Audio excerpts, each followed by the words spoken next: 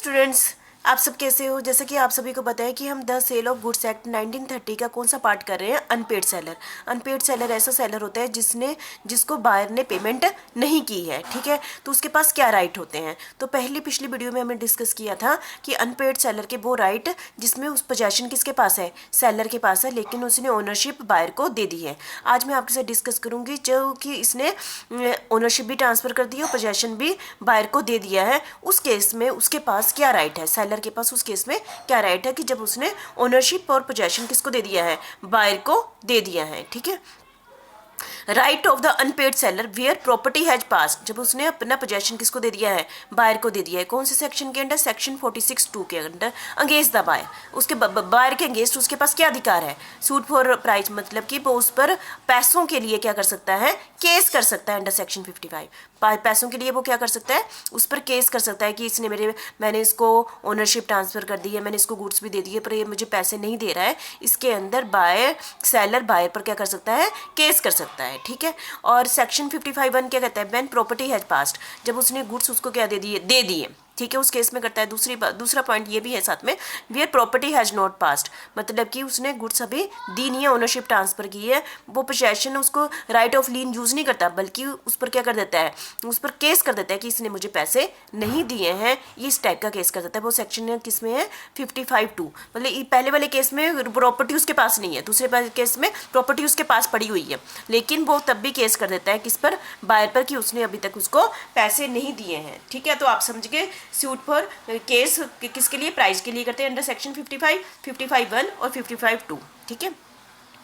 Suit for damages for non acceptance, suit for damages for non acceptance, section 56 कि यहाँ पर कहने का मतलब है, जब सेलर ने सामान बेच दिया बायर को, सामान बेच दिया, सब कुछ कर दिया, और बायर उसको उस सामान को एक्सेप्ट नहीं कर रहा है, मैंने नहीं लेना, सब डीलिंग होगी, सब कुछ हो गया एंड में, तो इससे क्या होता है, सेलर को यदि लॉस होता है, क्योंकि उसने सामान बेच दिया, उसने सारे ट्रांसपोर्ट के खर्चे भी कर दिए और उसको बेच दिया, है ना। अब बायर को लगता है कि मार्केट में रेट तो कम हो गए, मार्केट में रेट कम हो गए, इसलिए वो लेने से मना कर देता है। तो वो अब नहीं लेने को मना कर सकता। यदि इस समय किसको लॉस हो रहा है, इस समय सेलर को लॉस हो रहा है, तो सेलर उस लॉस की भरपाई के लिए उस पर क्या कर सकता है, केस कर सकता है। मेजर ऑफ डैमेजेस मतलब कॉन्ट्रैक्ट प्राइस जो उसने किया था, यदि मार्केट में प्राइस कम हो गए हैं, से 100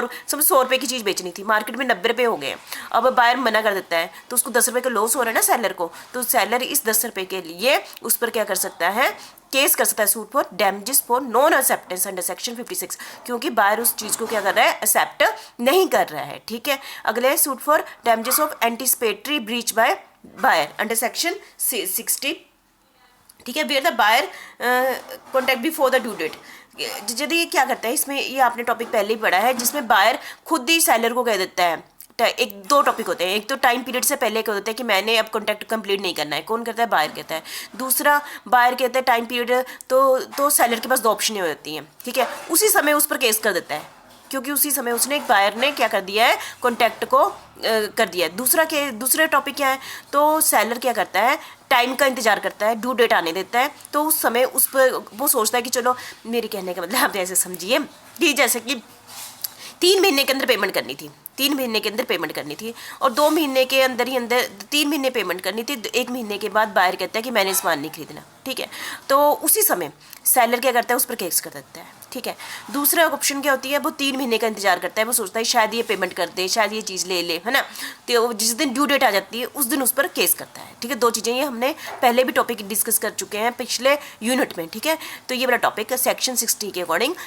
मतलब कि वो उस पर डैमेजेस फॉर किस कौन सी डैमेजेस, पहले वाली डैमेजेस थी कि ना मार्केट में प्राइस चेंज हो गए और वो लेने से मना करता है, इस समय क्यों वो मना कर रहा है, एंटीसिपेटरी ब्रीच, वो ड्यू डेट से पहले मना कर देता है बायर सेलर को कि मैंने सामान नहीं खरीदना है, तो उसके पास सेलर के पास 2 ऑप्शन होते हैं, उसी समय उस पर केस कर दे या फिर ड्यू डेट का इंतजार करे, उस समय उस पर केस कर दे under section 60 Indian the sale of goods act 1930, ठीक है। Suit for interest under section 61(2), interest में क्या होता है, जैसे हमने किसी से चीज़ लेनी है कोर्ट के अंदर, और उस कोर्ट कहता है कि यदि इस टाइम तक आपको पेमेंट नहीं मिलती तो उस पर इंटरेस्ट लगेगा, ठीक है। जैसे कि सेलर ने बायर से 100 रुपये लेना था और एक टाइम पीरियड बीत गया, वो पैसे दे ही नहीं रहा, तो उसके बाद ये भी कॉन्टैक्ट में था या फिर था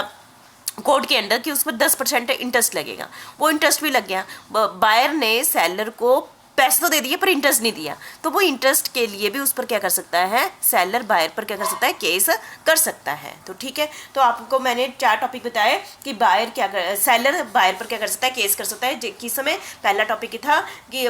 उसने उसके चीज़ के पैसे नहीं दिए, अंडर सेक्शन 55 में बायर ने सेलर के पैसे नहीं दिए, तो उस पर केस कर सकता है। दूसरी कि उसने अब कॉन्ट्रैक्ट कैंसिल कर दिया है, नहीं दे रहा है ना, नो एक्सेप्ट नहीं कर रहा उसका सामान, और उसको उसके कारण नुकसान हो रहा है सेलर को, तो उसके लिए भी वो केस कर सकता है अंडर सेक्शन 56। दूसरा है damages for anticipatory breach by buyer, कि वो एडवांस में ही कह देता है कि अब मैंने कॉन्टैक्ट नहीं करना है, तो सेलर उसको उसके लिए भी वो क्या कर सकता है, केस कर सकता है अंडर सेक्शन 60 के अंदर, और सूट फॉर इंटरेस्ट सेक्शन 61 और सब सेक्शन 2 के अंदर भी इंटरेस्ट के लिए भी वो क्या कर सकता है, केस कर सकता है। ठीक है, थैंक यू वेरी मच। हमने अभी तक ये किया कि सेलर के पास क्या राइट है। ठीक है, इस केस में सेलर के पास जो चीज़ें हैं, पोजेशन किसके पास दिया हुआ है, बायर के पास दिया हुआ है। पिछली वीडियो में हमने क्या कहते थे, जो पोजेशन किसके पास था, सेलर के पास ही था। ठीक है, थैंक यू। ये बहुत ही इंपॉर्टेंट टॉपिक है, आपने इसको अच्छे ढंग से कर लेना।